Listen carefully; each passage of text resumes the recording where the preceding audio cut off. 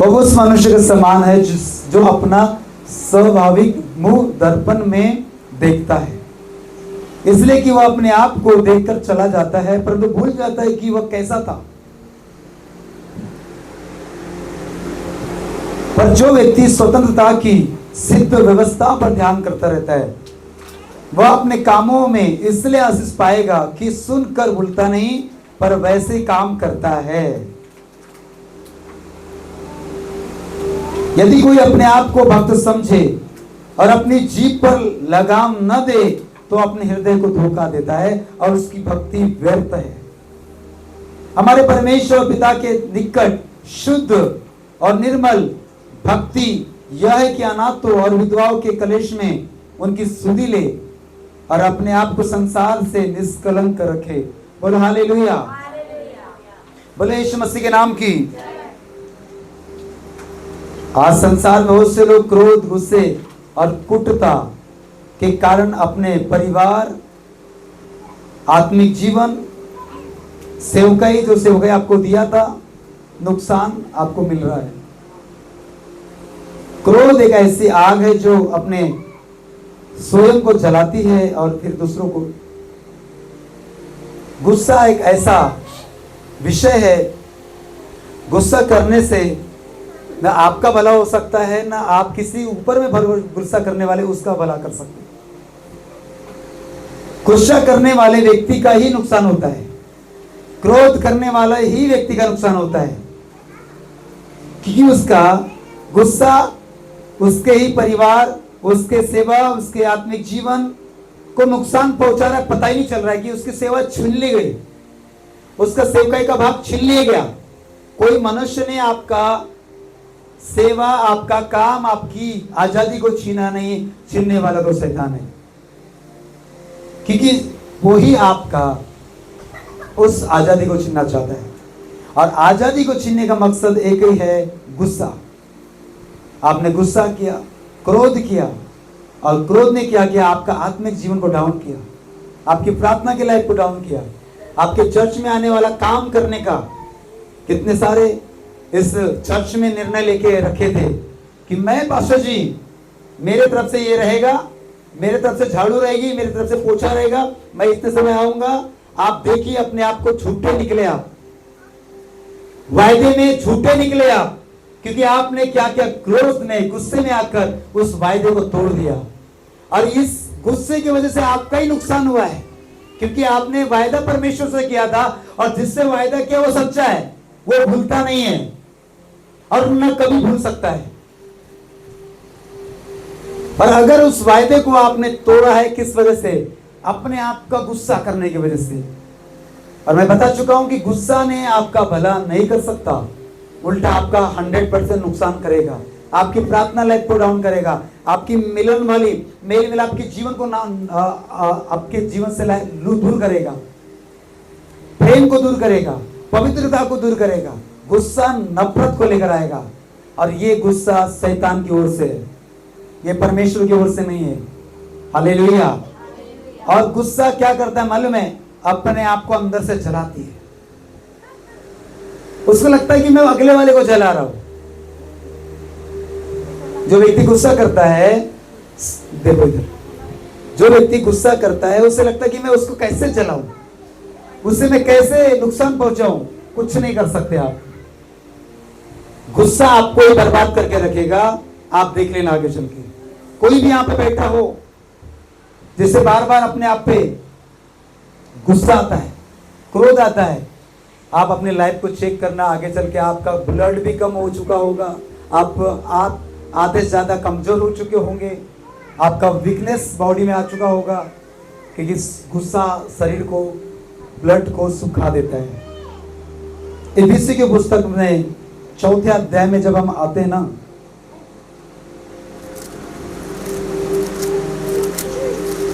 26 और 27 पढ़ेंगे। क्रोध तो करो पर पाप मत करो, सूर्यास्त होने तक तुम्हारा क्रोध न रहे और न शैतान को अवसर दो। 27 और न शैतान को अवसर दो। 25 में लिखा है, इस कारण झूठ बोलना छोड़कर हर एक अपने पड़ोसी से सच बोले।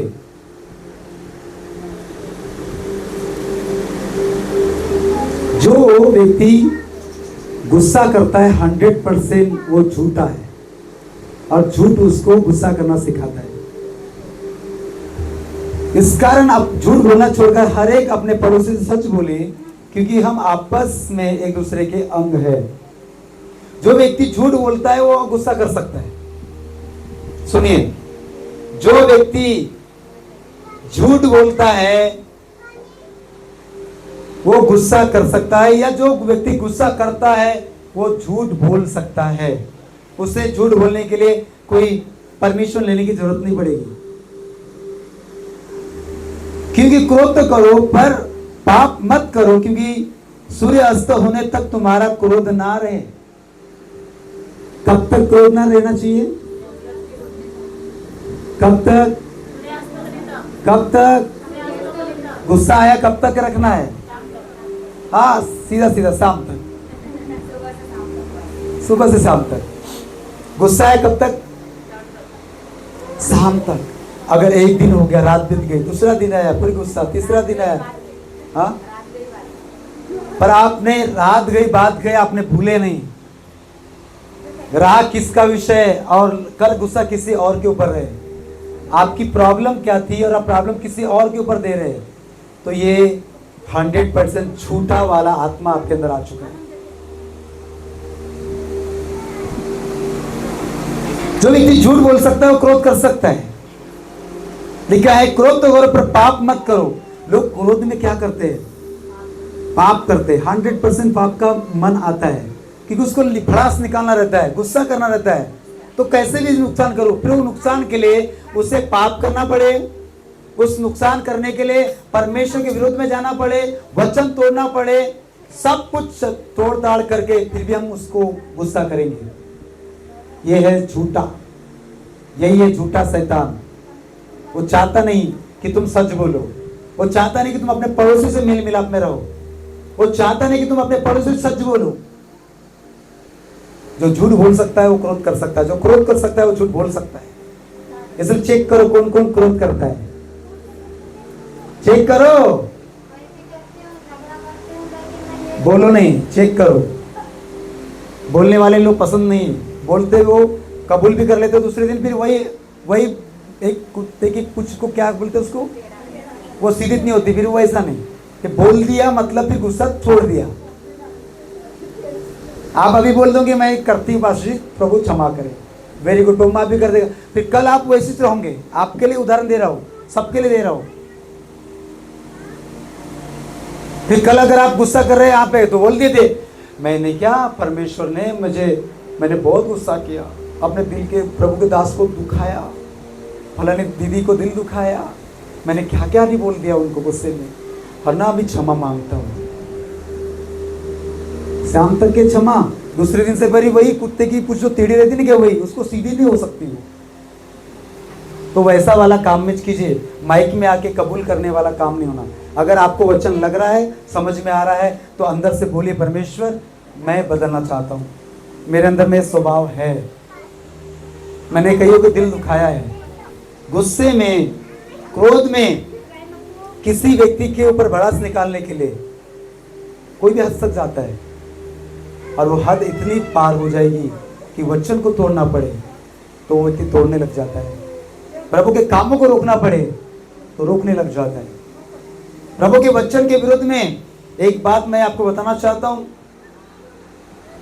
शैतान के हाथ में पड़ जाओगे वो छुड़ा लेगा, परमेश्वर के हाथ में पड़ोगे कोई नहीं छुड़ा पाएगा। शैतान के हाथ में पड़ जाओगे ना, वो बोलेगा मेरी बेटी है, मेरा बेटा है, इसको बचाना पड़ेगा।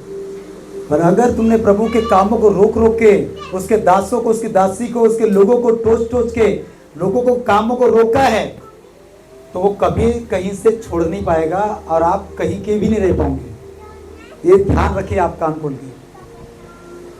जितने लोगों ने परमेश्वर को मिटाना चाहा, उसके राज्य को मिटाना चाहा, कलीसिया को बंद करना चाहा, चर्च को बंद करना चाहा, प्रार्थना को बंद करना चाहा, देख लो वो बंद है, ना उनका बच्चे ना उनका परिवार है, सब मिट गए। 1% भी नहीं रख पाएगा वो। कैसे मिट जाएंगे पता भी नहीं चलेगा कैसा हो गया हमारे जीवन में। जिसने खुदा के कामों को रोकना चाहे वो गए, पता नहीं उसका। वो चाहे तुरम खान हो, बहुत पैसे वाला हो, वचन को मानता रहा होगा, नहीं मानता रहा होगा, ये तो 100% अपने हृदय में रखो। अगर नहीं तो आजमा के देख लो, तो परमेश्वर से पंगा लेके देख लो, उसके लोगों के बारे में बात करके देख लो। कुछ ही साल में, कुछ ही महीनों में आपको सब मिटता हुआ नजर आएगा। ये कुछ मजाक नहीं, मैं आपको डरा भी इसलिए रहा हूं क्योंकि आप इस मामले में न जाओ। जिस काम के लिए परमेश्वर ने तुम्हें बुलाया उसको बढ़ाने के लिए दिमाग लगाओ, रोकने के लिए नहीं। क्योंकि परमेश्वर का आत्मा जब शोकित हो गया तो आप कहां से ब्लेस होंगे। परमेश्वर कहता है मनुष्य और परमेश्वर दोनों का हमें आशीष चाहिए। किसकी आशीष चाहिए? परमेश्वर और मनुष्य की भी आशीष। हमें परमेश्वर की आशीष चाहिए। परमेश्वर, मनुष्य का जरूरत नहीं है हमें। मनुष्य क्या करेगा? पर प्रभु कहता है मैं नहीं देता। अगर वो मनुष्य तुझे आशीष नहीं देगा तो मैं कैसे देगा? बोलने वाला तो वो है। वो तुझे, अगर तेरा कनेक्शन, तेरा रिश्ता उसके साथ अगर अच्छा है तो आशीष भी मिलेगी। बस रिश्ता मेरे साथ है। अभी मुझे बताइए, ये लाइट यहाँ पे जल रही है, तो लाइट को एक ही फेस है क्या? कितना? 2 फेस होगा, एक अर्थिंग और एक न्यूट्रल, एक वो बोलते ना। अगर उसमें से अर्थिंग न मिले तो क्या वो जल सकती लाइट? उसी प्रकार अगर आपको आशीष में देने के लिए अगर मनुष्य ना हो, केवल परमेश्वर, देवा, भगवान, ये वो ब्लेस करने वाला इंसान है, उसका मुख परमेश्वर रखा है। अगर आपका रिश्ता उस इंसान के साथ अगर अच्छा है और आपको हमेशा बोलते हैं सिस्टर आप ब्लेस हो, आप अच्छे हो, अगर आपको देखिए वो हंसता हो, आपके लिए उसके अंदर कुछ नहीं है, तो आप 100% ब्लेस हो। पर अगर आपने उससे क्रोध कर करके पूरा कठोर कर दिया है तो आप सच में उस आशीष को रोकने वाले हो। इससे दूर रहो, ये उड़ा देंगे आपके। उधर दूर रहो, बहुत भयानक है वो, थोड़ा दूर। उसको करेंगे अगले सिस्टम में, उधर कोंटे में करेंगे, नहीं तो उधर टंगे ऊपर लगाएंगे। पहला सामुएल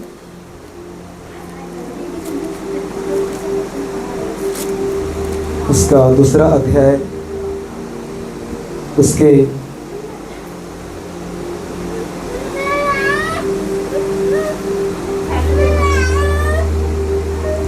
23 वचन को, उससे पहले 22 से आगे पढ़े 25 तक।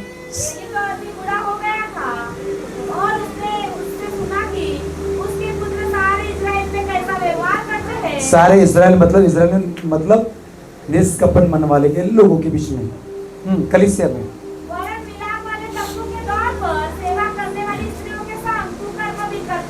क्या करते हैं? एक पास्टर है, उनके बच्चे हैं, और बच्चे पूरे इजराइल में कैसे व्यवहार करते हैं वो परमेश्वर बता रहे हैं। वो मेल मिलाप वाले तंबू मतलब चर्च के द्वार पर सेवा करने वाली स्त्रियों के संग कुकुर्म भी करते हैं, गलत काम करते थे। अभी ये कलीसिया है, ये कलीसिया में हम सब प्रेयर करने के लिए, इकट्ठा होने के लिए संगत थी। अभी कुछ देर में हम लोग अपने अपने घर चले जाएंगे। हम 1-2 घंटे 3 घंटे के लिए यहाँ पे आए, मिलेंगे, प्रेयर करेंगे, चले जाएंगे। पर इस मेल मिलाप वाले तंबू को कोई बर्बाद करने की प्लानिंग करता है, रोकने की प्लानिंग करता है। कलीसिया में लोग ना आए, लोग आ रहे हैं, उसको, उसके माइंड को घुमाता है, चलो यहाँ से, इधर क्यों, ऐसा क्यों, वैसा क्यों। अगर आप कर रहे, ये एली के पुत्र भी ऐसे कुछ कर रहे थे। दिखते कुछ है, अंदर कुछ है। पास्टर जी वो फलाना भाई कैसा है? मैं बोलता हूँ भैया मैं थक गया उनसे, बस एक ही बात बोलता हूँ, उधर की बात इधर बताना नहीं। मैं परेशान हूँ, मुझे मत बताए इसकी बातें उसकी बातें। उससे भी लोग बोल रहे हैं तेरे बेटे कैसे लोग हैं, उनको समझाते कि नहीं आप? ऐसे व्यवहार कर रहे जिसके द्वारा कई लोग छोड़ के जा रहे हैं, कई लोग पाप में जा रहे हैं, व्यभिचार में जा रहे हैं। ये हो क्या रहा है? वो उसने अपने बच्चों के ऊपर छड़ी लगाना चाहिए था, परंतु वो उसने उसे रिक्वेस्ट कर रहा है। अगर मैं वहां होता तो मैं तो इतना बड़ा डंडा लेके चप्पा चप देता था उनके ऊपर, एक ही में वो याद दिला देता था। और अभी भी मैं वही याद दिला रहा हूं आपको, अगर आप सुधरोगे नहीं ना तो परमेश्वर सुधारेगा, क्योंकि मैं तो उसकी आवाज हूं। मेरा काम है आपको समझाना। कहता है, हे मेरे बेटो ऐसा ना करो, क्योंकि जो समाचार मेरे सुनने में आता है वो अच्छा नहीं है। तुम तो यहोवा की प्रजा से अपराध करते हो। वो प्रेम से समझा रहा है। चप्पा जब देना था तब मालूम चल गया कि ये पाप कर रहे हैं, किसी स्त्री को भड़का रहे हैं, चर्च को बर्बाद कर रहे हैं, कलीसिया में गड़बड़ काम कर रहे हैं, किसी को रोक रहे हैं, किसी को टोक रहे हैं। अब तो मुझे मालूम हो गया है, मेरे हाथ में डंडा तो दिया है पर आत्मिक डंडा है।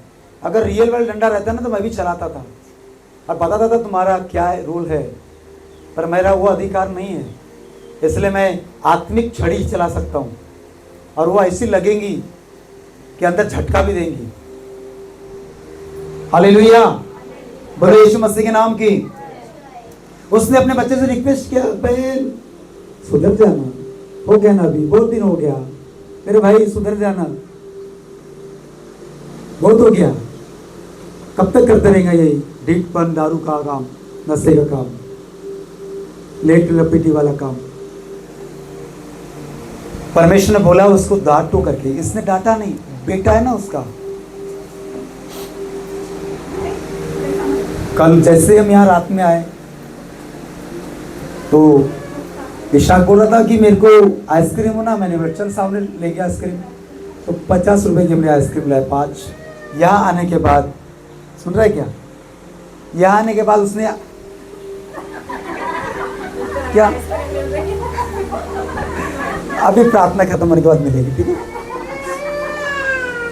आइसक्रीम का नाम ही लेना गलत हो गया। तो यहाँ आने के बाद हम एक एक आइसक्रीम में बांटा, मैं दिखा रहा हूँ, ये बोलता है, इससे पकड़ा और फेंक दिया। मैंने आइसक्रीम आपके लिए लिया, मैंने सुना नहीं, इतना मारा, चप्पल चप्पल पड़ी उसके ऊपर। गलत करेगा तो पनिशमेंट मिलना चाहिए। हालेलुया। कहता है यदि एक मनुष्य दूसरे मनुष्य का अपराध करे तो तब तो परमेश्वर उसका न्याय करेगा, परंतु यदि कोई मनुष्य परमेश्वर के विरुद्ध में पाप करे तो उसके लिए कौन विनती करेगा। लिखो इस वचन को, याद रखो, जो व्यक्ति मनुष्य के विरुद्ध में पाप करे तो प्रभु तो न्याय करेगा, पर ये एक व्यक्ति कलीसिया का कोई जन चर्च के विरुद्ध में, सेवक के विरुद्ध में, विश्वासी के विरुद्ध में, प्रभु के दास के विरुद्ध में बातें करेगा तो फिर कौन बचाएगा, कौन विनती करेगा। बहुत खतरनाक घटना है हमारे लिए। कोई अपने घर को बर्बाद करने पे लगा रहेगा तो क्या उसका घर आबाद हो जाएगा।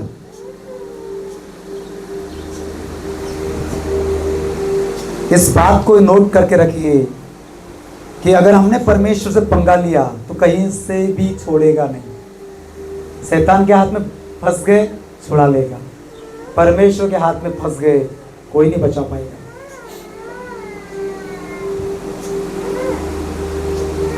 परंतु सामुएल बालक बढ़ता गया और यहोवा और मनुष्य दोनों में उससे प्रसन्न थे। कौन थे?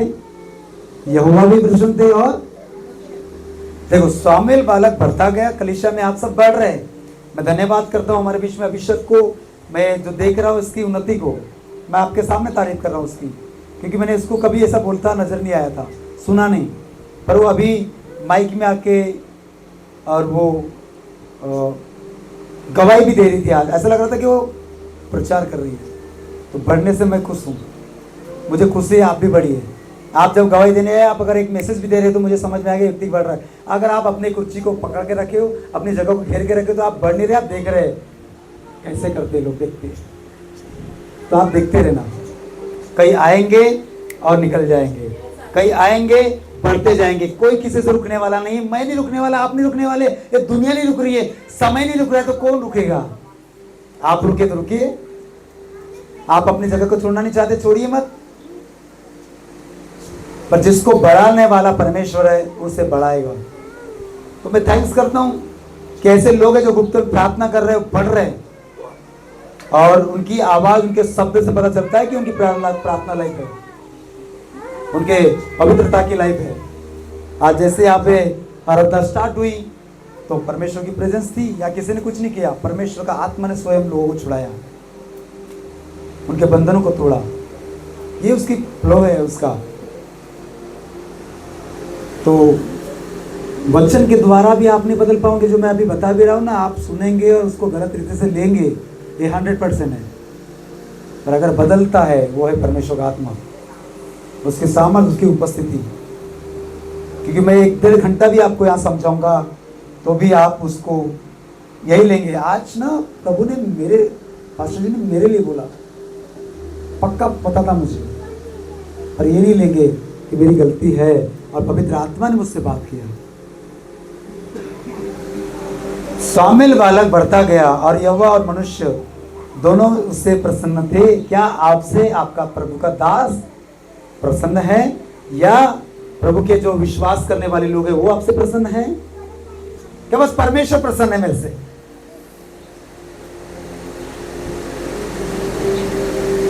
दोनों एक ही आशीष नहीं चाहिए, दोनों की आशीष, शामिल के ऊपर मनुष्य की भी आशीष थी और परमेश्वर की, तब वो बढ़ता गया।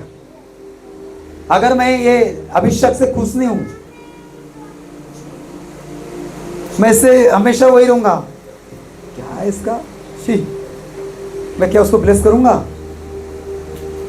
मेरे अंदर से क्रोध, अंदर से गुस्सा, अंदर से वो रहेगा, नहीं दे सकता मैं उसको ब्लेस। जो बच्चा अपने माँ बाप को खुश करते हैं ना, वो माँ बाप उस बेटे को ब्लेस करते हैं, जो मांगते हैं उसे मिलता है।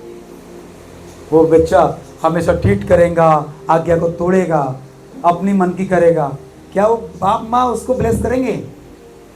कभी नहीं करेंगे। आज संडे स्कूल के बच्चों को भी मैं वही सिखा रहा था कि अपने जिसने जन्माए है उस पिता को हमें छोड़ना नहीं, उसके सुनना है। और जो हमारी माता जिसने हमें गर्भ से बाहर निकाला, उसको बुढ़ापे में तुच्छ नहीं जानना है। देखिए अपने माँ बाप को चेक करें, किधर है हमारे माँ बाप? तुच्छ जानते हैं तो परमेश्वर खुश नहीं कर रहे।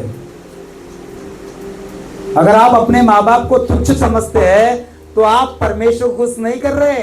यही तो गड़बड़ी है। और जब ये सिखा रहा है पवित्र आत्मा आपको, तो आपको लगेगा कि ये मेरे लिए था, ये आपके लिए है। अपने माँ बाप की केयर करना ये परमेश्वर का वचन, उसकी आज्ञा है। नहीं, परमेश्वर मुझे तुझे खुश करना है। मनुष्य चाहे इधर किधर भी चले जाए, बूढ़ी हो तो उसे भूलना नहीं है, उसे तुच्छ नहीं जानना है। ये बूढ़ा पाया क्यों, इसको इसका रोग ऐसा ही क्यों चल रहा है? हालेलुया, बोले यीशु मसीह के नाम की। शामिल बालक बढ़ता गया 26 में, और यहोवा और मनुष्य दोनों उससे प्रसन्न थे। क्या हमसे दोनों लोग प्रसन्न हैं? क्या हमारे माँ बाप हमसे प्रसन्न हैं कि मेरा बेटी, मेरा बेटा अच्छा काम कर रहा है, अच्छा काम कर रहा है, अच्छा विश्वास किया, अच्छा चर्च चला रहा है? एक समय था मेरे माँ बाप मुझसे प्रसन्न नहीं थे, पर एक टाइम आया, वो आए। आज वो सुबह भी उनका कॉल आया मुझे, आप चले गए सामने? मैंने हाँ चले गए। ठीक है बोले, बस इतनी बात करने के लिए। उनको भी लग रहा है कि क्या वहाँ पे कैसा हो रहा होगा। मतलब देखो, पूछ तो रहे, मैं नहीं पूछता उनको कई बार। हालेलुया, बोले यीशु मसीह के नाम की। तो हमारे मनुष्य भी हमसे खुश होना चाहिए, परमेश्वर भी खुश होना चाहिए। अगर मैं आपसे खुश हूँ, आपको ब्लेस करता हूँ, आपसे बात करता हूँ, आपको ब्लेसिंग ही मिलेगी, कुछ श्राप नहीं मिलने वाला है। तो आपको लगेगा नहीं। कलीसिया में जाता हूँ, सारे लोग मेरे से फ्रेंकली बात करते हैं। घर पे आता हूँ, सारे लोगों का कॉल आता है, बहन कैसी है, भाई कैसा है। कितना अच्छा लगेगा आपको। सोचिए, अगर आपको कोई याद करता है दिन भर में, या आपसे पूछ लेता है, कितना अच्छी बात है कि कम से कम हम लोग अच्छे हैं, इसलिए तो हमको कोई याद कर रहा है। अगर आपको कोई याद नहीं करेगा तो ये गलती आपकी है, क्योंकि आपने अपना एटीट्यूड, अपना स्वभाव वैसा बना के रखा है और लोग देखते हैं। इस वजह से आपको कोई नहीं पूछेगा, और जब कोई नहीं पूछेगा तो आप एक ही काम करेंगे, गुस्सा, काम बिगाड़ेंगे। ये लोग बात कर नहीं करते मुझसे, मुझे छोड़ क्यों दिया सबने? छोड़ा कहाँ है आपको? हम तो आपको पकड़ना चाहते बहन, हम तो पकड़ना चाहते मेरे भाई। तुम्हें खुद दूर का दूर भाग रहे हो, तो ये परमेश्वर की मनसा नहीं है कि आप भागो। ये तो शैतान आपको भगा रहा है और आप भाग रहे। हालेलुया, बोले यीशु मसीह के नाम की। जब आपको कोई पूछता नहीं तो गुस्सा आता, जब हमको कोई समझता नहीं तो गुस्सा आता। और हमने अपना माइंड में क्या बैठा ला, सबने छोड़ दिया है। जबकि छोड़ा किसी ने नहीं है। हम तो पढ़े पीछे थे आपके। अभी आपने मुझे छोड़ दिया, आपका कॉल नहीं भी आता है मुझे। कितने आपका कॉल आया? किसी का भी कॉल नहीं आया सप्ताह में, तो छोड़ दिया आपने। फिर मैं आपसे फ्रेंकली हूं।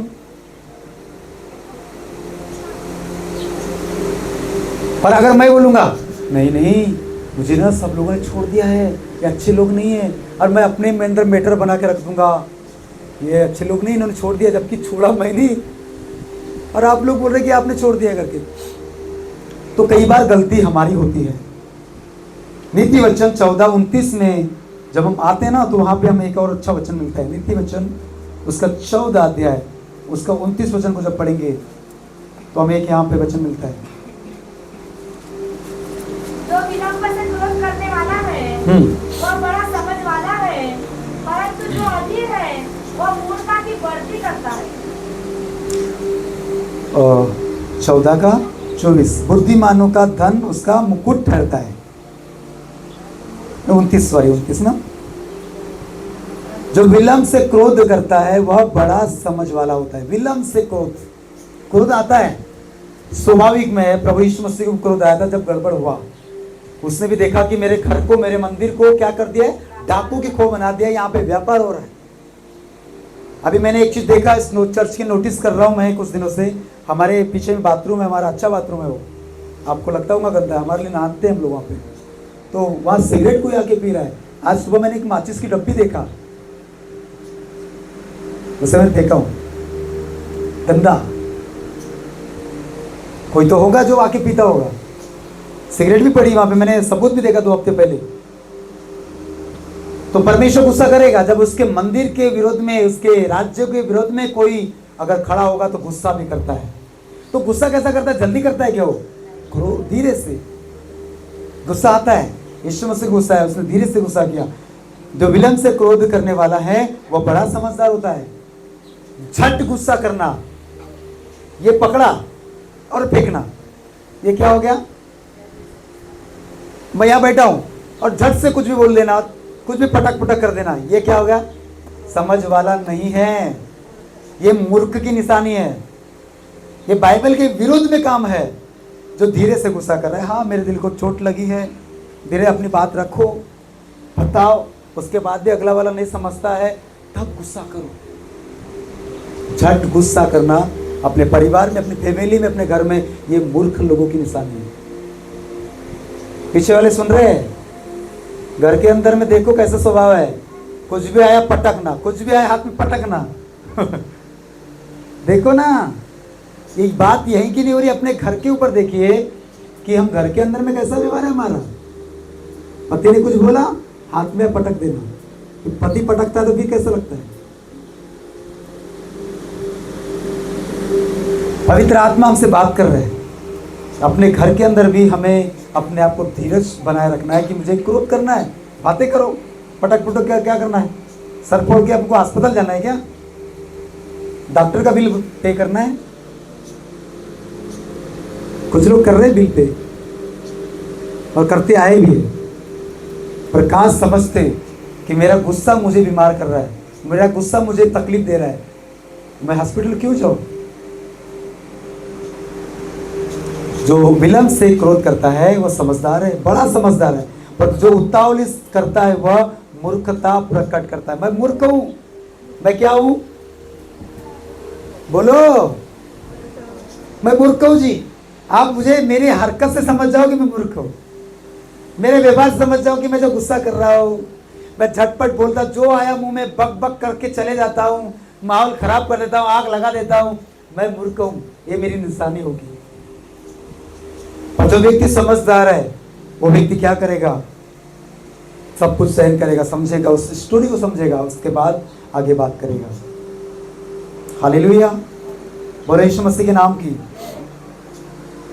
तो घर के अंदर कैसी बात करते हैं हम?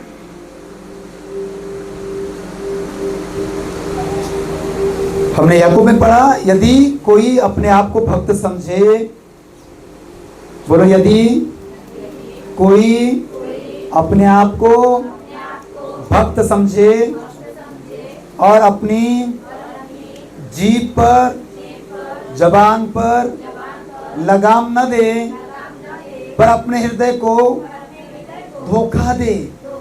मैं अच्छा बोल रहा हूं, मैंने अच्छा बोला, मैंने अच्छा दिमाग खराब किया, ऐसा ही करूंगा।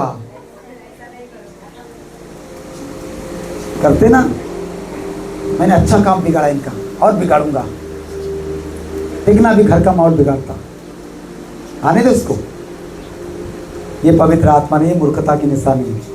यदि कोई अपने आप को भक्त समझे और अपनी जीभ पर लगाम न दे, ब्रेक न दे, वो अपने हृदय को धोखा देता और उसकी भक्ति व्यर्थ है। वो केवल आमेन, हालेलुया, अन्य भाषा, घोषणाएं, आराधना केवल नाम के लिए कर रहा है, अंदर कुछ भी चेंज नहीं है। ये रियलिटी है। अब समझ रहे हैं आपको? अगर आप जो केवल भक्ति कर रहे, पूजा कर रहे, प्रार्थना कर रहे, आराधना कर रहे, पर तुम्हारे जीभ पर कंट्रोल नहीं है, नहीं करना वो काम, चल वही रखो, आप केवल भक्ति दिखाने के लिए किए, ये भक्ति प्रभु ने देख लिया है। आप तो केवल प्रभु के साथ कनेक्ट है, आप तो अपने को धोखा दे रहे थे कि भक्ति का निशानी क्या है। यदि कोई अपने आप को भक्त समझे तो अपनी जबान पे लगाम दे। बात कैसा करना है, कौन हमसे बात कर रहा है? हमारे माँ बाप है, हमारे आत्मिक माँ बाप है, हमें कैसी बात करना है, कौन आया है, क्या चल रहा है, ये घर किसका है, ये प्रार्थना कर रहे हैं। नहीं, हम तो बाहर जाके बैठेंगे और क्या हो रहा है उसके बारे में चर्चा करेंगे। फिर तुम्हारी चर्चा स्वर्ग में लिखी जा रही है,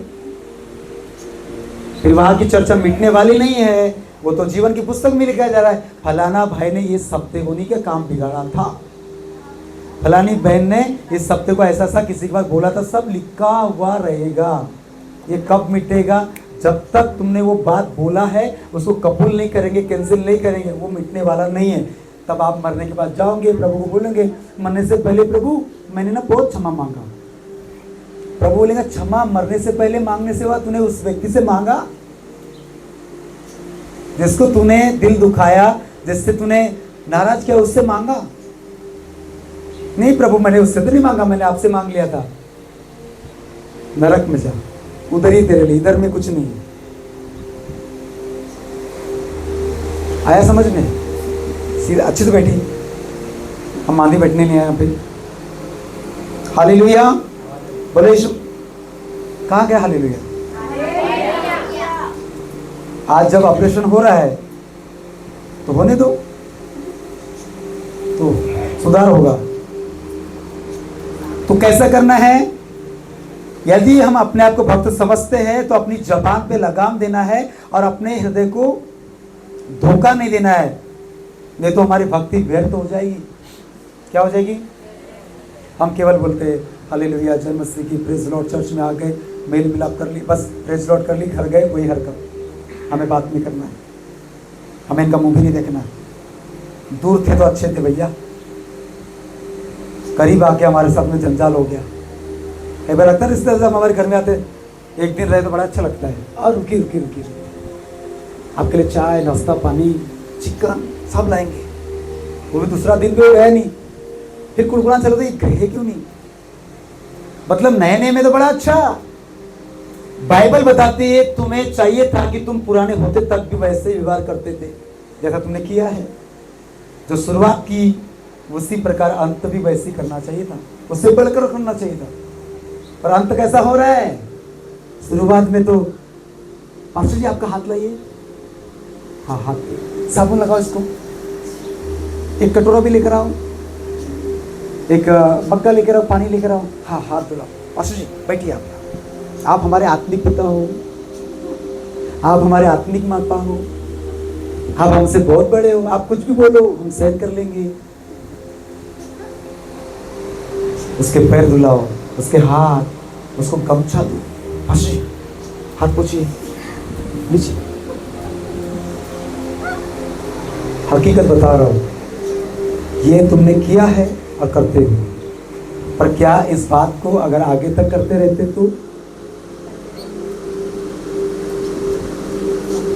कोई भी नहीं। नए नए में सब कुछ चलता है, पर बाइबल बताती है तुमने जो शुरुआत किए थे, जो आरंभ किया है, उसे अंत भी उसी प्रकार करो, उससे पढ़कर करो। उसका बेनिफिट, उसका प्रतिफल हमें बेस्ट मिलेगा। बोलो हालेलुया।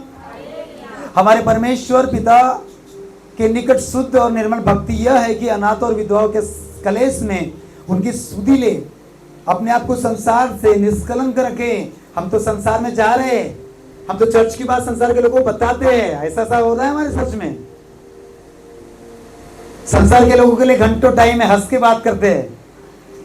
सुनिए, संसार के लोगों से हेलो कहां पे हो, खाना खाए, पर जो घर में रखा है, कोई आया है,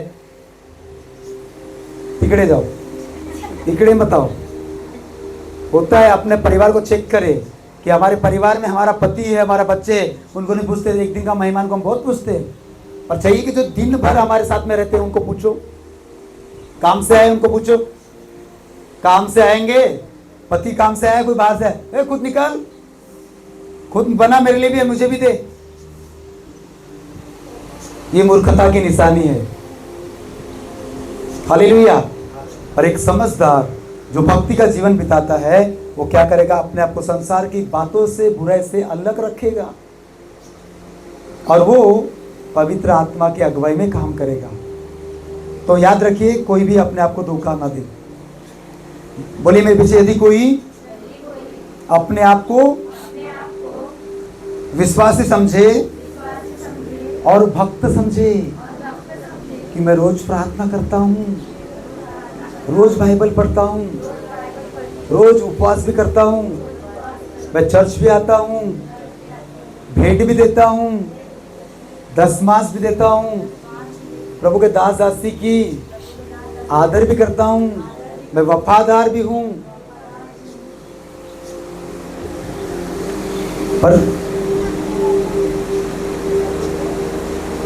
पर जीभ पर लगाम नहीं लगाता, सब पानी में हो गया। क्या हो गया? सब वेस्ट हो गया, सब पानी में हो गया, कुछ भी काम का नहीं रहा। आपका बोना, आपका देना, आपका सारा चीज वेस्ट हो गया। इसलिए अगर आप भक्ति हो, विश्वास कर रहे हो, भक्ति का जीवन जी रहे हो, तो फिर अपनी जबान के ऊपर भी कंट्रोल लाओ। जबान एक ऐसी अंग है, इस अंग शरीर में, कि पूरे वन में वो आग लगा देती है। एक ऐसी बला है जो पूरे वन को जला के भस्म करती है। परिवार टूटता कैसा है? परिवार टूटता कैसा है? जबान। घर में गुस्सा क्यों होता है? जबान। घर में लड़ाई झगड़ा क्यों होती है? जबान। इतनी लंबी जो जबान है हमारी, सच में। अब पकड़ लिया किसी ने तो, इसलिए जबान को लगाम दो। घोड़े को दौड़ाने के लिए हम क्या करते हैं, या उसको रोकने के लिए लगाम। उसी प्रकार हमें अपने आप के ऊपर लगा, इसी से सारा मैटर है, और कोई मैटर नहीं है। शैतान फायदा, शैतान डायरेक्ट नहीं आता, शैतान की बोली भाषा हम बोलते हैं, हम उसके लिए उसके हिसाब से जुबान को इस्तेमाल करते, तब वो आता है। और आता है और सारा साफ सफाया वाला घर, झाड़ा बुहारा वाला घर को फिर से तहस नहस करता है। पहले से अच्छी जिंदगी, मतलब बेहतर जिंदगी को पहले से और 4 गुना खतरनाक करता है। ये उसका काम है। एक भाई कोई तो बता रहा था, टीवी देखना हमने बंद कर दिया है। गवाही बता दे, आप ऐसी गवाही कभी नहीं देना कि मैं पाप में थी और मैं पाप मतलब, एक बार भी उसने ऐसी बोली थी कि मैं पाप में चलेगी। पाप मतलब टीवी देखना भी पाप होता है, मन में गलत सोचना भी क्या होता है। इसका ये मतलब नहीं कि प्रैक्टिकल में किसी ने रियल में पाप किया होगा, ऐसा नहीं। कुछ लोग बोलते हैं ना, मुझसे व्यभिचार हो गया होगा। व्यभिचार मतलब अरे आंखों से देखने के द्वारा, मन में सोचने के द्वारा व्यभिचार हो जाता है। इसका ये मतलब नहीं कि रियल में उसने व्यभिचार कर लिया होगा। ऐसा कभी नहीं सोचना किसी के बारे में। हालेलुया। अब हमारे चर्च के अंदर में कुछ लोग गवाही देते हैं कि मेरे पास मतलब हमने टीवी देखना छोड़ दिया। कहाँ देखा आपने छोड़ा है? कहाँ देखना छोड़ा है? आपके घर में अभी टीवी लगी है। मैंने कई बार देखा है, आप तो मस्त ऐसे बैठ के फिल्म देखते हैं। आपके परिवार में आपको लोग टीवी देखते हैं और बोलते हैं विश्वासी। आप वो विश्वासी हो जो आपकी भक्ति व्यर्थ है। आप टाइम है तो प्रार्थना कर लेते, पर टाइम है तो पूरा मनोरंजन के लिए टीवी और सीरियल पिक्चर पूरा चलता है, मैंने देखा है। और इस एक एक घर की बात नहीं, कई हजारों के घर में मैंने देखा है। तो भक्ति व्यर्थ तो हो जाएगी। परमेश्वर चाहता है कि हम प्रक्रिया नहीं परंतु बल्कि प्रार्थना करें। लूका 23:34, हे पिता इन्हें क्षमा कर, क्योंकि ये नहीं जानते कि ये क्या कर रहे हैं। जो भी आपके लोगों में, परिवारों में कोई गुस्सा करता है तो क्या करना है? हे पिता इन्हें, हम इसी में तो लटक गए, हम क्षमा करते रहते।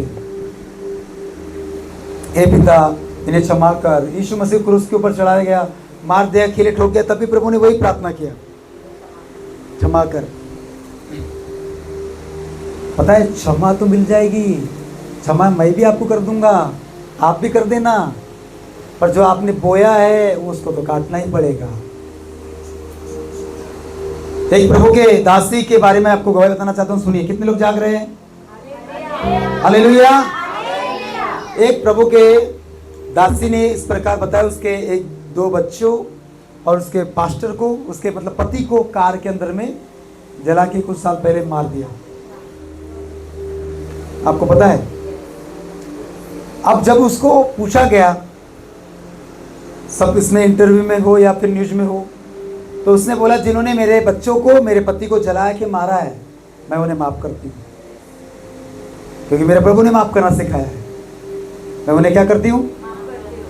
सब लोगों ने सोचा बाप रे, इसका बेटा, इसके दो बच्चे मर गए, इसका पति जवान मर गया है, तो विधवा हो गई, जवान विधवा थी वो। बोले इतनी न्यूज फैल गई, माफ कर दिया। पर पता है उसके आगे की लाइन क्या थी? उसके आगे की लाइन थी, पर जो कानून जो कहता है वो कानून अपने हिसाब से उसको सजा दे सकता है। हालेलुया। ये है, माफ तो हम भी कर देंगे जी, पर जो तुमने किया है उसकी सजा तो मिलेगी। उस स्त्री ने ये नहीं बोला कि कानून से भी मैं रिक्वेस्ट करती हूँ, ये इनको छोड़ दो, थाने से निकाल दो बाहर। उसने बोले तुमको जो काम करना है, तुम्हारे अधिकार में जो बैठता है तुम कर सकते हो, मैंने तो माफ कर दिया। अगर आज भी कलीसिया में कोई व्यक्ति ऐसा करता है तो प्रभु तो माफ कर देगा, हम भी माफ कर देंगे, पर तुमने जो किया है वो उसकी तो सजा मिलेगी, जो नियम में है, जो आज्ञा बोलती है। क्रूस पर प्रभु यीशु मसीह ने क्रोध नहीं किया बल्कि क्षमा की। यदि प्रभु ने क्षमा किया तो हमें भी क्षमा करना है, क्षमा तो हम करेंगे। पर अगर आपने किसी पास्टर को मार दिया यहाँ पे आके, चर्च तोड़ दिया यहाँ पे आके, किसी को तकलीफ दे दी यहाँ पे आके, ठीक है, दे दिया आपने, वो तो माफ कर देगा। हम कई कलीसिया के प्रभु के दास लोग बोलते हैं हम उसको माफ कर दे, पर जो नियम बोलता है कि ये व्यक्ति कलीसिया में आया, इसने तोड़ा फोड़ा, सीसी कैमरा में, टीवी में, ये है भैया, मैंने तो माफ कर दिया, पर जो कानून यहाँ का बोलता है वो उनको सजा दे सकता है। वो तो देना ही पड़ेगा ना, नहीं तो अगली बार तो फिर दो चार लोगों को लेके आएगा।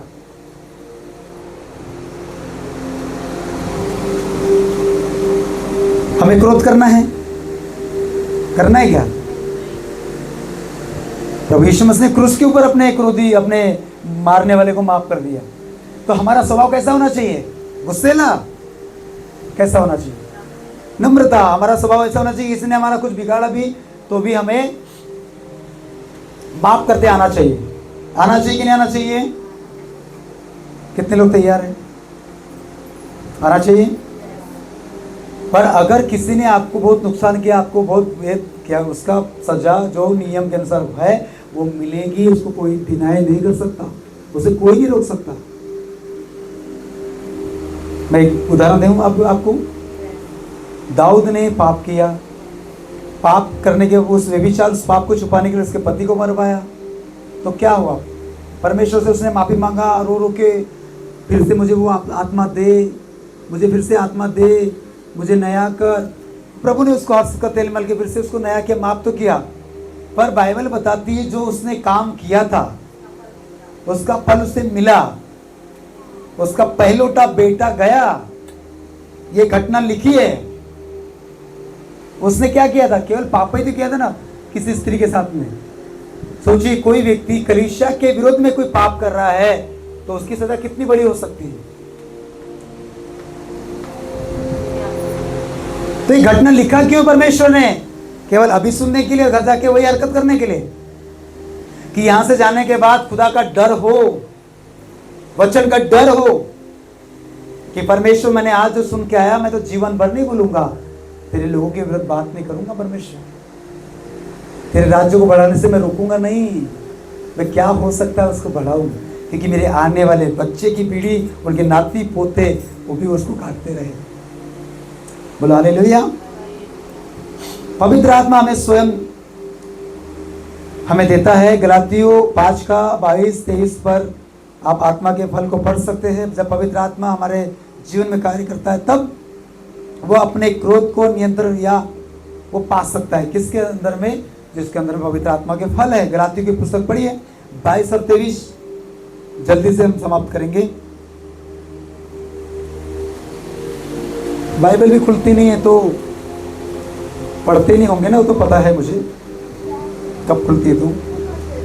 हाँ, गलातियों 5:22-23, पर आत्मा का फल प्रेम, आनंद, शांति, धीरज, कृपा, भलाई, विश्वास, नम्रता और संयम है। ऐसे कामों के विरोध में कोई भी व्यवस्था नहीं। 23 वचन पढ़ लिए। जब पवित्र आत्मा हमारे जीवन में काम करता है तब ये क्या होगा? क्रोध, गुस्सा के ऊपर हम कंट्रोल कर सकते हैं। पवित्र आत्मा के जब फल हमारे अंदर होगा, जो गुस्सा करता है, ढीठ करता है, उसके अंदर में क्या नहीं है? कौन सा वाला नहीं है? मैं तो बोलता हूं पूरा ही नहीं है, 9 के 9 ही नहीं है। अगर आप में से कोई यहाँ पर ऐसा बैठा जो हमेशा गड़बड़ में चल रहा है, मैं बोल रहा हूं पवित्र आत्मा पूरा ही चले गया।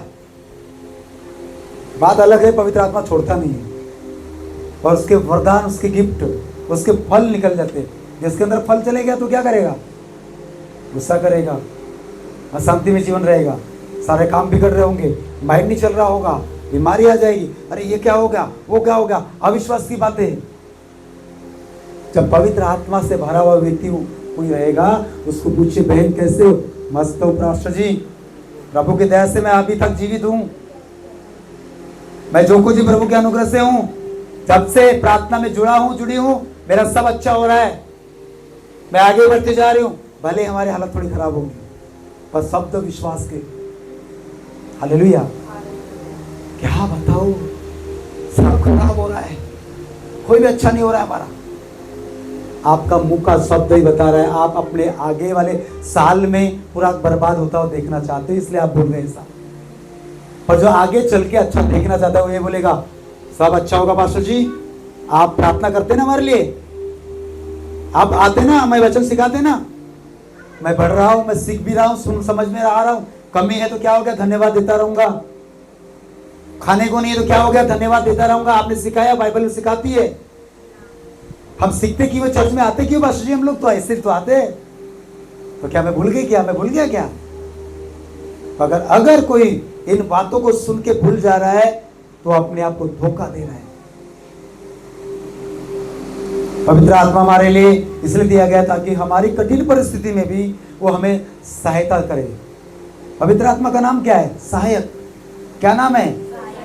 वो सहायक है। जब हम दुखी हो जाते हैं, अकेले हो जाते हैं, तब हम सहायक बनता है।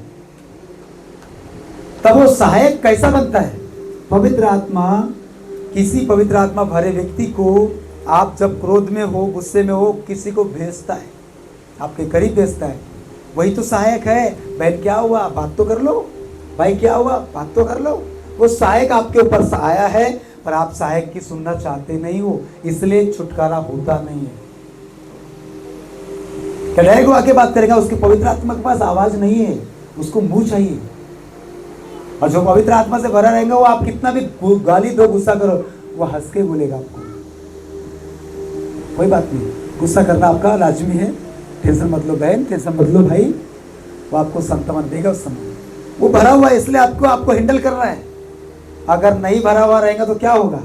हैंडल नहीं करेगा, तैसा का वैसा होगा। शेर, सवा शेर भी लोग हैं यहाँ पे, कोई भूला नहीं है अपना पुराना जीवन, डंडे निकालने वाले भी लोग हैं, पर एक ही बात, पवित्र आत्मा से भरे हैं। इसलिए बहन गुस्सा किया, कोई बात नहीं, शांति शांत शांत। आपको क्या लगता है वो शांत हो गया इसके लिए मतलब वो लाचार है क्या, मजबूरी है उसकी क्या? तो इसको तो कुछ नहीं आता, इसका पैसा भी नहीं है, ये तो ठलवा है, ये गरीब है, उसका फायदा उठा रहे। कभी नहीं उठाना। आज आपको जो दिख रहा है कल हो सकता है लाख गुना आपसे आगे बढ़ जाए, और आप बोल रहे क्या मैं भी उनके साथ में उनको सपोर्ट करते रहता तो। हालेलुया। तो किसी को भी ये मत करे, एक से बढ़कर एक धुरंधर लोग हैं। अगर आप गुस्से में गुस्से कर रहे हैं, आप क्रोध में क्रोध कर रहे हैं, और अगले वाले को वो आपको मनाते जा रहा है, अगर उसकी भी सटक दे रहे हो, अभी आत्मा से शरीर में आ गया, तब क्या करोगे? तब वो भी डंडा निकालोगे, आप भी निकालोगे, और महायुद्ध होगा। क्या होगा? क्या होता है? महायुद्ध होगा, और महायुद्ध का अंत नहीं होता है, वो लंबा चलते रहेगा। तो ये महायुद्ध नहीं होना चाहिए, इसलिए हम प्रार्थना करेंगे। क्रोध रिश्तों को तोड़ता है, पर प्रेम उसे जोड़ता है। पवित्र आत्मा का फल क्या करता है? जोड़ता है। पिछली बार भाई ने बताया, देखो जीतू को मैंने देखा, अभी मेरी नजर जाती तो मैंने उसको देखा, तो इसकी बात याद आई। इसने भी 2-3 हफ्ता पहले मुझे बताया था, पास्टर जी मेरे हफ्ते में मुझसे बहुत गलतियां हुई हैं, मैंने जिससे बात किया मुझसे गाली निकली है, मुझे गुस्सा हुआ है, सब मेरे काम बिगड़े, मेरे बहन मेरे घर पे आ गई, मेरे जीजा ने उसको मारा, उसे जो था हकीकत बता दिया। अच्छा भी किया उसने। हुआ है तो बोलता दिया, पास्टर जी आपको किसी और के जरिए से पता चले इससे अच्छा मैं बता देता हूँ। उसने जिससे बात किया मैंने उसको गाली दिया है, मुझसे बहुत गुस्सा आया है, मैंने क्या कुछ नहीं बोला है, पता है उसने। तो मैंने क्या बोला उसको? जबान के ऊपर लगाम दे, धीरे बोल, पहले सुना कर क्या बात है तब बात करना। मैंने एक ही बात बोला इसको, तो ज्यादा बोलता है, खून गर्म है इसका, इधर सुना नहीं कि खलबली मत सकती, क्या करना है। मैं इसको बोला थोड़ा सुना कर और समझा कर, उठपटांग कोई काम नहीं। हालेलुया। अगर मानेगा तो होगा, नहीं मानेगा तो वही उठपटांग में पूरे काम गड़बड़ होंगे। तो इसने अच्छा किया, बताया, तो मैंने इससे नाराज हुआ क्या? कोई बात नहीं, गाली दिया करके बोला, मैंने उसको बोला गाली देना नहीं चाहिए। मैं आज भी उसके साथ में प्रेम के लिए हूँ, मेरा उसके साथ कोई 36 का आंकड़ा नहीं है। बोलो हालेलुया। क्रोध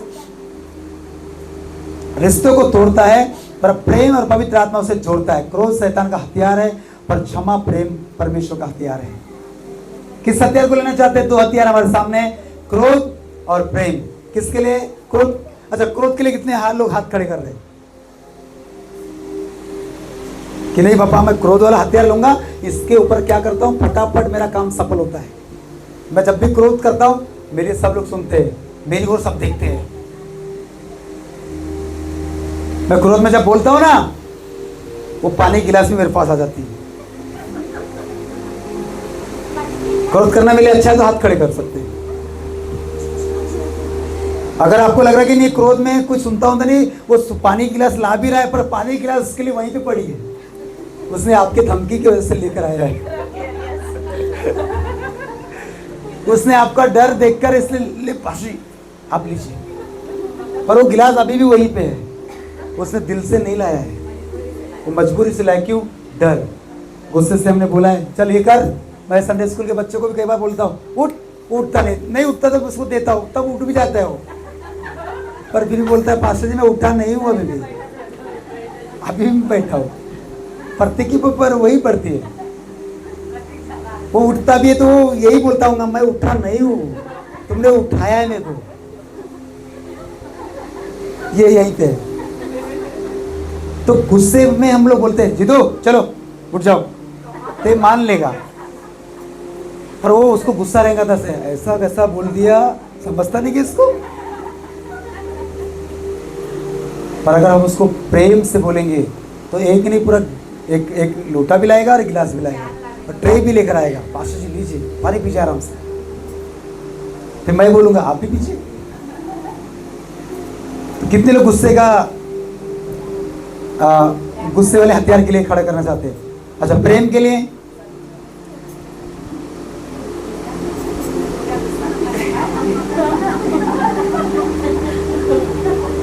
प्रेम परमेश्वर का हथियार है। प्रेम के लिए करने कितने, प्रेम के द्वारा कितना, इस हथियार को अगर इस्तेमाल करोगे तो एक ही होगा, प्रेम भी मिलेगा आपको। आप प्रेम करोगे, मैं प्रेम से आपको बोल रहा हूँ सिस्टर, वो लेकर आओ थोड़ा, वो लाएंगे। मैं थैंक यू बोलो बॉस को। तो प्रेम दोगे तो प्रेम मिलेगा। तो प्रेम सबसे अच्छा हथियार है हर एक के ऊपर जय दिलाने के लिए। बोलो आमेन, हालेलुया। तो जो कोई आपको गुस्सा करता नजर आए, समझ जाना क्या है, पाप, झूठ, उसको क्या कर दिया, लपेट दिया है। और इसीलिए पाप क्या करता है, पूरा उस व्यक्ति को ही बर्बाद करेगा, विनाश करेगा। बोले हालेलुया, बोले यीशु मसीह के नाम की। तो कितने लोग प्रेम के हथियार के लिए अपने हाथ को खड़ा करें, प्रेम वाला हथियार, कि मैं गुस्से को प्रेम से जीत लूंगा, मैं बुराई को प्रेम से जीत लूंगा। अगला वाला व्यक्ति कितना भी गुस्सा, कितना पाप करे, पर मैं उसके साथ गुस्सा नहीं करूंगा, मैं उससे प्रेम करूंगा। आज ही निर्णय लेना है, मैं क्रोध को नहीं, पवित्र आत्मा को अपने जीवन पर शासन करने दूंगा।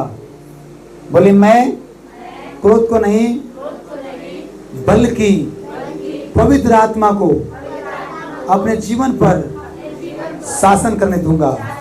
मैं क्षमा करूंगा, मैं शांति का समर्थन करूंगा। बोलो आमीन। नीति वचन 15:1 खत्म करेंगे हम लोग।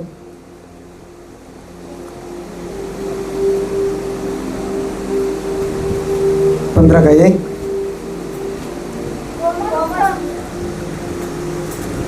कोमल उत्तर सुनने से गुस्सा ठंडा हो जाता है। क्या?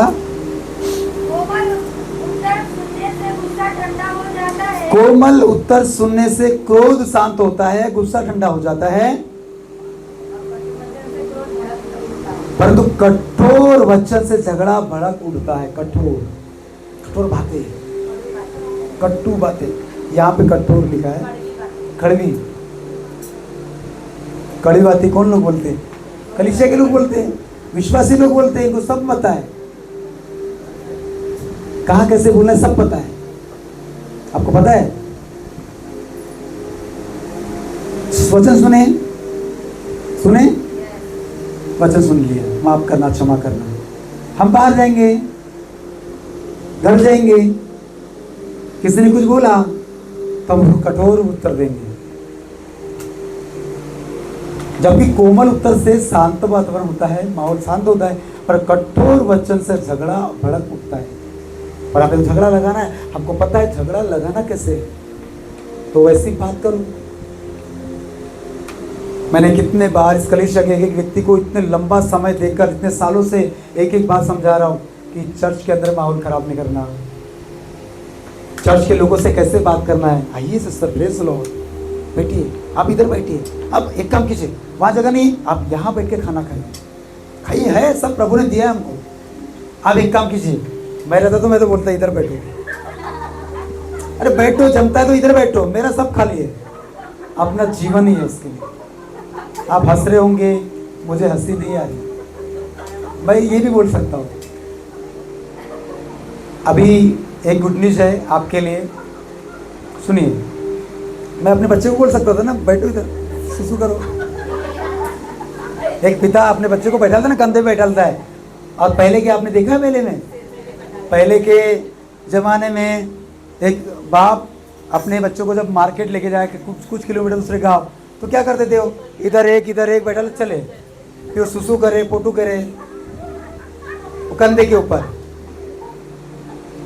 एक गुड न्यूज ये है, आने वाला 2027 में हमारे घर के ऊपर 600 स्क्वायर फीट में भी एक हॉल हम बनाने जा रहे हैं, ये हमने फैसला कर लिया है। हालेलुया। और हम वहाँ पे भी चर्च चालू करेंगे। परमेश्वर ने डाल दिया हमारे मन में कि अब एक जगह में स्थिर नहीं रहेंगे, हम वहाँ पे भी चर्च चालू करेंगे। तो क्योंकि उसका रीजन है, तो हम ऊपर में अभी तो हमारा एक, आपको मालूम नहीं होगा, हमारे घर का काम स्टार्ट हो गया है। परमेश्वर का धन्यवाद करता हूँ। अब स्टार्ट कैसे हुआ, छोटा मोटा पैसे नहीं लग रहा है, उसके लिए भी 5 लाख की ज़रूरत है। मैं आपसे नहीं मांग रहा हूँ, प्रभु ने कर दिया इंतजाम सब हमारा। अभी हमारे दीवार स्लैब हाइट तक होने आ रही है। मैं क्यों बता रहा हूँ, आप जलना नहीं, आप खुश होना कि हमारा एक सलाब के ऊपर और एक सलाब लग रहा है। पैसे नहीं है, पर पैसे कहाँ से आए पता नहीं, हो रहा है। लोहे का इंतजाम हो गया, एक बड़ा डोजर गिट्टी रेती का आ चुका है, ईंटे का आ चुका है, सब कुछ हो चुका है। मैं ब्लेस हूँ। कुछ नहीं है तो परमेश्वर बहुत, इधर का पैसा उधर नहीं लगेगा, ये दिमाग लगाना नहीं कि किसी ने तुमको बहुत लाख रुपए दे दिया हो। इसलिए ये मैं आपको ब्लेसिंग की बात बता रहा हूँ। जहाँ कहीं काम रुकता नजर आया, मैंने काम उधर चालू कर दिया अपना, कि अब उधर स्टार्ट करेंगे। और बड़ी, क्योंकि ऐसा नहीं तुम्हारे हिसाब से मैं काम करूंगा, नहीं, परमेश्वर काम परमेश्वर के हिसाब से हम करेंगे। तो मैंने अभी सोचा है एक स्लैब अभी डाल के उसके ऊपर पूरा हॉल बनाएंगे, सेट लगाएंगे, ऊपर में पहले टीन डालेंगे, स्लैब नहीं डालेंगे कि तीसरा फ्लोर का उधर परमिशन नहीं है। साउंड प्रूफ चर्च बनेगा और ऐसे स्पीकर बड़े बड़े लगाएंगे। और नाइट प्रे के लिए उधर ही आना, साउंडर में, सॉरी नागपुर में। हालेलुया। तो अब कलीसिया नागपुर में भी स्टार्ट होंगी, रजिस्ट्रेशन भी हो गया है। और अभी हमको डर नहीं है। एक गुड न्यूज़ और है, शादी पढ़ सकते हैं, लाइसेंस है हमारे पास। किसी की मौत पिट्टी है, बपतिस्मा है, ये सब कुछ सर्टिफिकेट है, कोई हिला नहीं सकेगा। कोई दुष्ट अगर प्लानिंग भी करता है, मैं बताना चाहता हूँ कि इनको ऐसा कर देंगे वैसा कर देंगे, तुम वही जाओगे तिल लेने, हम तो और आगे बढ़ेंगे। बोला हालेलुया। क्योंकि ऐसा नहीं कि हम लोग हल्के में काम कर रहे हैं, खुदा का अभी पावर आ चुका है, बहुत सारे लोगों का साथ है और प्रभु का भी साथ है। तो जब परमेश्वर का साथ है तो ये सेवकाई को हल्के पे न लें। हम दिख रहे थोड़े से, आप हमको ऐसे सोचते होंगे, सोच लो, क्योंकि हम लोग रहते हैं ऐसे इसमें, पर तो जब नागपुर आप आओगे तो वहाँ पे आपको कुछ अलग दिखेगा। बोलो हालेलुया। तो इस सारी बातों में प्रभु को महिमा मिले। प्रभु अपने लोगों को बढ़ाता है और आपको भी बढ़ाएगा। वो इसलिए बढ़ाएगा क्योंकि तुम बो रहे हो, और बोने वाले को देखता है, वो उसे नीचा नहीं करेगा। कठोर कोमल उत्तर से क्रोध शांत होता है, पर कठोर वचन से झगड़ा उठता है।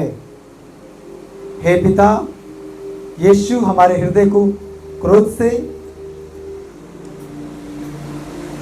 गुस्से से शांत करे, ऐसे में प्रार्थना करना है। बोलो हालेलुया। बोले यीशु मसीह के नाम की। तो आप सब लोग ब्लेस हो। आपने जो वचन सुना है उसे समझे,